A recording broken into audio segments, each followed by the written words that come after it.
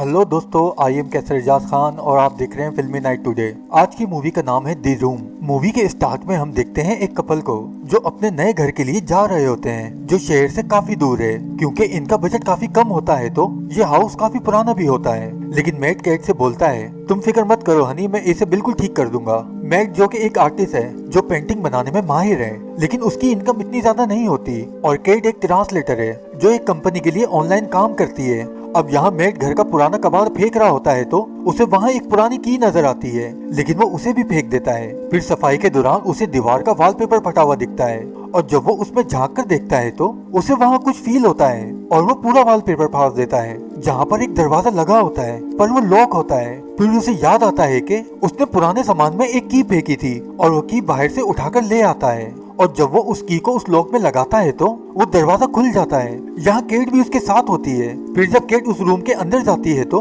वहाँ की light blink होने लगती हैं। अब यहाँ मैट बोलता है, मैं किसी इलेक्ट्रिशियन को कॉल करके बुलाता हूँ। अब कुछ देर बाद यहाँ इलेक्ट्रिशियन आ जाता है और वो वहाँ बेसमेंट में देखते हैं कि वहाँ बहुत सारे वायर लगे होते हैं, जिन्हें देखकर इलेक्ट्रिशियन बोलता है, बाप रे बाप, ये तो मेरी समझ से बाहर है, क्योंकि इतनी ज्यादा उलझी हुई वायरिंग मैंने अपनी जिंदगी में नहीं देखी। और वो वहाँ से जाने लगता है। यहाँ वो इलेक्ट्रिशियन मैट से पूछता है, क्या तुम इस शहर में नए आए हो? मैट बताता है, हाँ, हम कल ही न्यूयॉर्क से यहाँ शिफ्ट हुए हैं। फिर वो बोलता है, अगर मैं तुम्हारी जगह होता तो मैं ये घर कभी परचेज नहीं करता, क्योंकि यहाँ 2 लोगों का मर्डर हुआ था जो इस घर के ऑनर थे और ये घर काफी सालों से बंद था।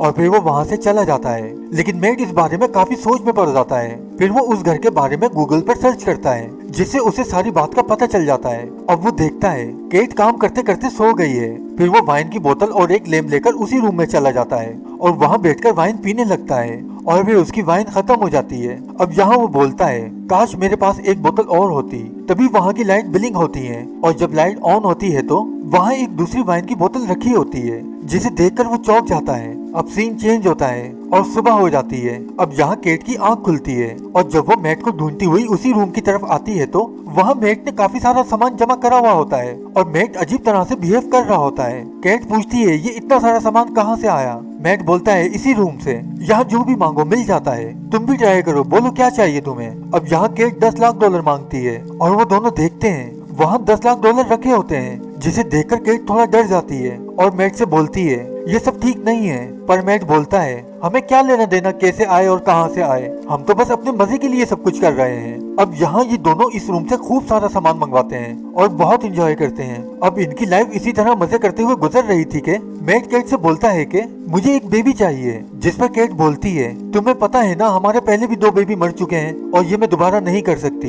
मैट बहुत समझाता है केट को, पर केट मैट की बात नहीं मानती। अब मैट गुस्से से घर से चला जाता है और जब वो शाम को घर वापस आता है तो वो देखता है केट ने विश करके उस रूम से एक बेबी ले लिया है, जिस पर वो केट पर बहुत गुस्सा होता है और बोलता है, ये सब ठीक नहीं है। जिस पर केट बोलती है, तुम्हें एक बेबी चाहिए था तो मैंने उस रूम से बेबी ले लिया, इसमें क्या गलत है? अब मैट और केट के बीच इस बेबी को लेकर काफी प्रॉब्लम आ जाती है। फिर मैट दोबारा इंटरनेट से पता करता है कि इस घर के पुराने ओनर का मर्डर किसने करा था और यहाँ उसे पता चलता है कि उनका मर्डर किसने करा था। अब वो उस रूम से कुछ पैसे लेकर वहाँ उस मर्डरर से मिलने जेल जाता है और वहाँ काउंटर पर बताता है कि मुझे जॉन से मिलना है। और वो काउंटर लेडी मैट को हैरानगी से देखती है, क्योंकि पिछले 45 साल से जॉन से मिलने कोई नहीं आया था। फिर उसकी मुलाकात जॉन से होती है और यहाँ जॉन मैट से बोलता है, मुझे पता है तुम्हें वहाँ उस घर में बहुत मजे आ रहे हैं, क्योंकि वहाँ दुनिया की हर चीज मौजूद है। फिर मैट बोलता है, तुम बस ये बताओ तुमने उस घर के ऑनर को क्यों मर्डर करा था? अब जॉन बोलता है, उनका मर्डर करना मेरी मजबूरी थी, बस इतना समझ लो।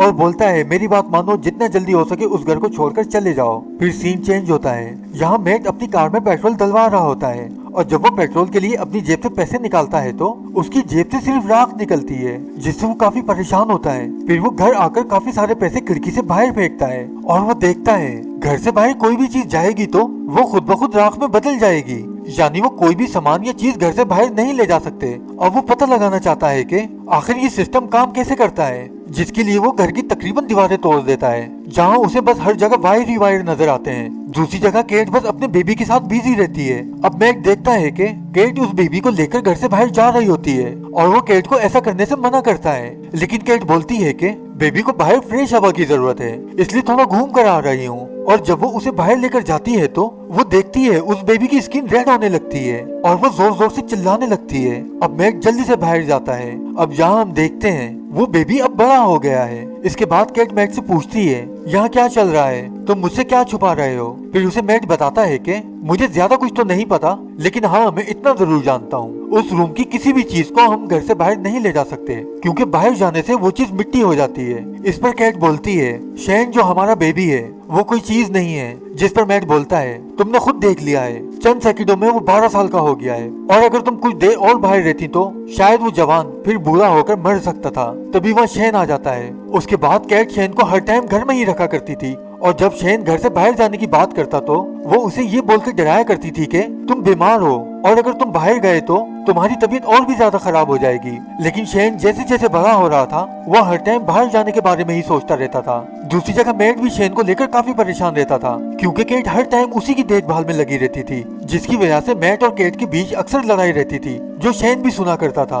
अब एक रात शैन उस रूम के मैप को देखता है, क्योंकि जब मैट की केट से लड़ाई हो रही थी तो उसने अपने और उस रूम के बारे में बातें सुनी थी। दूसरी जगह मैट देखता है कि लाइट ब्लिंक कर रही है, इसका मतलब है कोई उस रूम में अपनी विश पूरी कर रहा है। फिर वो केट के पास आता है, लेकिन केट भी अपने रूम में सो रही होती है। फिर वो दोनों उस रूम में जाते हैं। वहाँ वो लोग देखते हैं शैन ने उस रूम से विश करके अपनी ही एक दुनिया बना ली होती है, और वो वहाँ खेल रहा होता है जहाँ बड़े बड़े दरख्त और धूप में स्नो हो रही होती है, जिसे देखकर केट बहुत खुश होती है। लेकिन मैट शैन पर काफी गुस्सा होता है और उसे वहाँ से बाहर निकाल देता है और बोलता है आज के बाद इस रूम में कभी कदम मत रखना, और उस रूम को लॉक कर देता है। अब इस बात को लेकर मैट और केट के बीच में बहस हो रही होती है कि वहाँ जॉन की कॉल आती है। यहाँ मैट जॉन से बोलता है तुमने मेरे घर क्यों फोन करा है। अब यहाँ जॉन मैट से बोलता है मुझे पता है तुमने भी वही गलती करी है जो मेरे पेरेंट्स ने 50 साल पहले करी थी।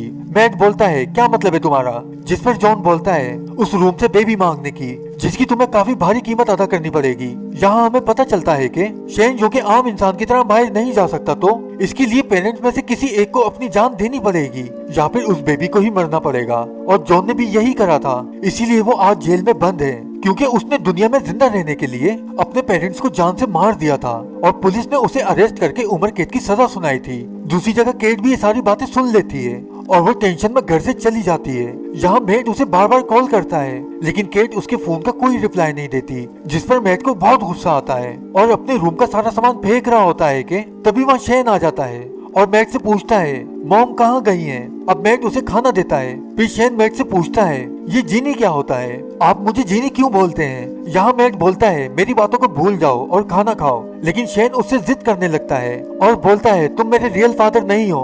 ये सुनकर मैट को गुस्सा आ जाता है और वो उसे सब कुछ सच सच बता देता है। ये सुनकर शैन को यकीन नहीं आता। फिर वो शैन को घर से बाहर निकालने लगता है, जिसकी वजह से वो डर जाता है और अपने रूम में चला जाता है। अब यहाँ मैट को एहसास होता है कि शायद उसने शैन के साथ ठीक नहीं करा, तो वो उससे सॉरी करता है। दूसरी जगह केट भी घर आ जाती है और वो यहाँ मैट और शैन को एक साथ सोता देखकर बहुत खुश होती है, क्योंकि वो एक हैप्पी फैमिली ही तो चाहती थी। तभी मैट भी उसके पास आ जाता है और केट से पूछता है तुम कहाँ चली गई थी, तुम्हें पता है मैं कितना परेशान हो गया था। फिर वो उसे गले लगा लेता है। दूसरी जगह शैन भी छुपकर इन दोनों को देख रहा होता है, जिसकी वजह से उसके दिल में केट के लिए फीलिंग्स आ जाती हैं। और जब ये दोनों सो जाते हैं तो वो केट की जेब से घर की चाबियां निकाल लेता है, और जब सुबह इन दोनों की आंख खुलती है तो वहाँ बाहर का मेन गेट खुला होता है। अब केट शैन को आवाज देती है, तभी उसे एक रूम से शैन की आवाज आती है, और जब ये दोनों उस रूम में जाकर देखते हैं तो शैन अब जवान हो चुका होता है और उसके पास मैट की गन होती है और वो इन दोनों की तरफ फायर करता है, जिसकी वजह से केट उसे समझाती है कि